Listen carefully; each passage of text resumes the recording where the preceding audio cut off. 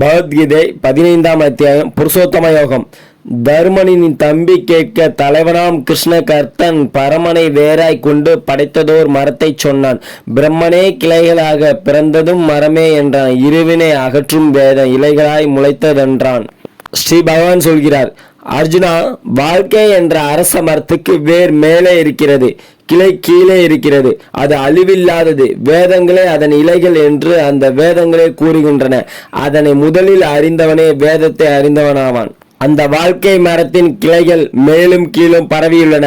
அவை நான் முன்பு சொன்ன 3 குணங்களால் வளர்ந்தவை. மெய், வாய், கண், மூக்கு, செவி என்னும் புலன்களை தளிராக கொண்டவை. காரியங்களை ஒட்டி ஒரே மரத்தின் வேர்கள் பல வகையாக பரவியுள்ளன. அந்த மரத்தின் உருவத்தை நீ காண முடியாது. அதற்கு ஆதியும் இல்லை, அந்தமும் இல்லை. பற்றற்று வாழ்தல் என்னும் வலிமை மிக்க வாளால் வேர்கள் ஆழமாக பாய்ந்த அந்த அரச மரத்தை வெட்டி பிறகு அடைந்தவர் திரும்பாத அற்புத உலகத்தை தேட வேண்டும். இந்த பழைய வாழ்க்கை மரம் எவனிடம் இருந்து உண்டாயிற்றோ அந்த ஆதி மூலத்தை சரணடைய வேண்டும். கர்வத்தை விட்டு, மோகத்தை விட்டு, பற்று வைக்கும் குற்றத்தை வென்று எப்போதும் ஆத்ம ஞானத்தில் நிலைத்து காமங்களை விலக்கி சுக துக்கங்களை நீக்கி ஆத்மாவின் உண்மை வடிவத்தை அறிந்தவர்கள் அழிவே இல்லாத மூலஸ்தானத்தை அடைவார்கள். அந்த மூலஸ்தானம் சூரியனாலோ சந்திரனாலோ நெருப்பாலோ பிரகாசிப்பதென்று. அடைக்கலம் புகுந்தவர் நிரந்தரமாக வாழும் அந்த இடமே என்னுடைய உயர்ந்த இடமாகும். வாழ்க்கை உலகில் அனாதியான என்னுடைய ஜீவனே உலாவிக் கொண்டிருக்கிறது. அது உடம்பில் உள்ள 5 புலன்களையும் மனதையும் இழுத்துச் செல்கிறது.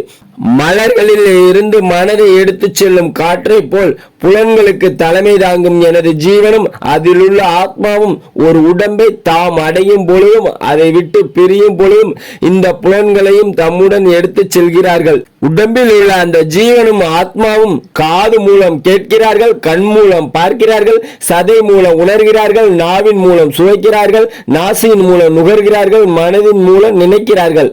ஆத்மா உடலில் இருப்பதையோ, உடலை விட்டு செல்வதையோ, விஷயங்களை அனுபவிப்பதையோ, குணங்களோடு கூடி இருப்பதையோ மூடர்கள் அறிய மாட்டார்கள். ஞான கண் படைத்தவர்களுக்கே அது தோற்றமளிக்கும். கர்ம யோகிகள் கடும் முயற்சியின் மூலம் தங்கள் சரீரத்தில் உள்ள ஆன்மாவை தாங்களே காண்பார்கள். பக்குவமற்ற பரிதாபத்துக்குரியவர்கள் படாத பாடுபட்டாலும் அந்த ஆன்மாவை காண முடியாது. சூரியன் ஒளியும் என்னாலே, சந்திரன் ஒளியும் என்னாலே, நெருப்பின் ஒளியும் என்னாலே, பொங்கி பொழியும் என்னுடைய அகத்தலகே அவை. மண்ணில் புகுந்து மயக்கமில்லாது என்னுடைய பலத்தால் நான் எல்லா உயிர்களையும் தாங்குகிறேன். அமுதமலை பொழியும் வெண்ணிலாவாக இருந்து ஆயிரக்கணக்கான மூலிகைகளை வளர்க்கிறேன். நான் நெருப்பாக இருந்து ஜீவராசிகளின் உடம்பில் அமர்ந்து உள்மூச்சு வெளிமூச்சு இவற்றின் துணை கொண்டு 4 விதமான உணர்வுகளையும் ஜீரணம் செய்ய வைக்கிறேன். 4 விதமான உணர்வுகளாக சொல்லவை: பற்களால் கடிப்பவை, கடிக்காமல் விழுங்குபவை, நாவால் சுவைப்பவை, வாயால் உறிஞ்சுபவை. உள்ள முழுவதிலும் உள்ளவன் நானே. ஞாபக சக்தியும் ஞாபக மறதியும் என்னாலே உண்டாகின்றன. அவை இரண்டும் நீங்குவதும் என்னாலே. வேதங்கள் கண்டுகொண்ட வேத பொருள் நானே. வேதாந்த இயக்கமும் வேதத்தை அறிந்து கொண்டவனும் நானே. உலகில் 2 வித ஆத்மாக்கள், புருஷர்கள் உண்டு. ஒன்று அழிவது, மற்றொன்று அழிவில்லாதது. எல்லா உயிர்களும் அழியும் ஆத்மாவின் உருவமே ஆகும். அர்ஜுனா, அழிகின்ற ஆத்மா, அழியாத ஆத்மா இரண்டையும் விட உத்தமமான மற்றொரு ஆத்மா இருக்கிறான். அவனே பரமாத்மா. அவன் அழிவற்றவனாகவும் ஈஸ்வரனாகவும் இருப்பதால் உலகிலும் புகுந்து அவற்றை காப்பாற்றுகிறான். அந்த பரமாத்மா நானே. அதனால் உலகமும் வேதமும் என்னை புருஷோத்தமன் என்று அழைக்கின்றன. அர்ஜுனா, புருஷோத்தமனான என்னை நான் சொன்ன வழிகளில் எவன் நன்றாக அறிகிறானோ அவன் தூங்கினாலும் விழித்தாலும் என்னையே தொழுவான்.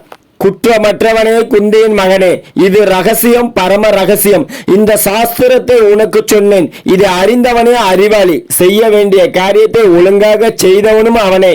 15ஆம் அத்தியாயம் முற்றிற்று. பகவத்கீதை நூல் பற்றி நிற்க கீதையில் வடிவத்தை பற்றி ஒரு விளக்கம்.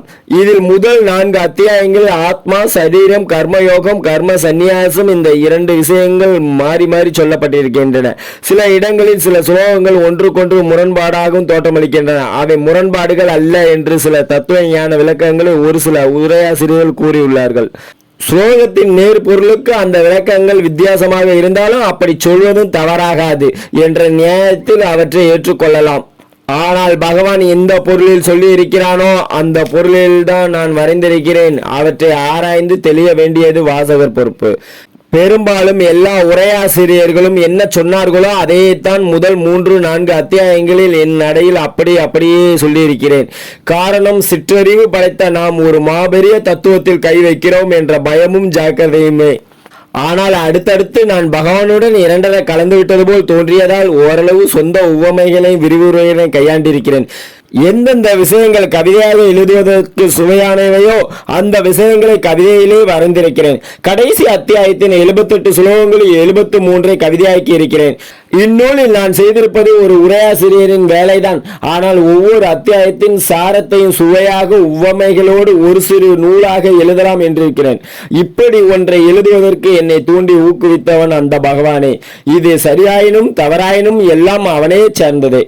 DTGS ஜி குஞ்சராஜ் ஐபத்தா யூடியூப் சேனல் பிடிச்சிருந்தா லைக் பண்ணுங்க, ஷேர் பண்ணுங்க, கமெண்ட் பண்ணுங்க. உங்களுக்கு பிடிச்சவங்களுக்கெல்லாம் இந்த வீடியோவை அனுப்பி பார்க்க சொல்லுங்க. தேங்க்யூ ஃபார் வாட்சிங்.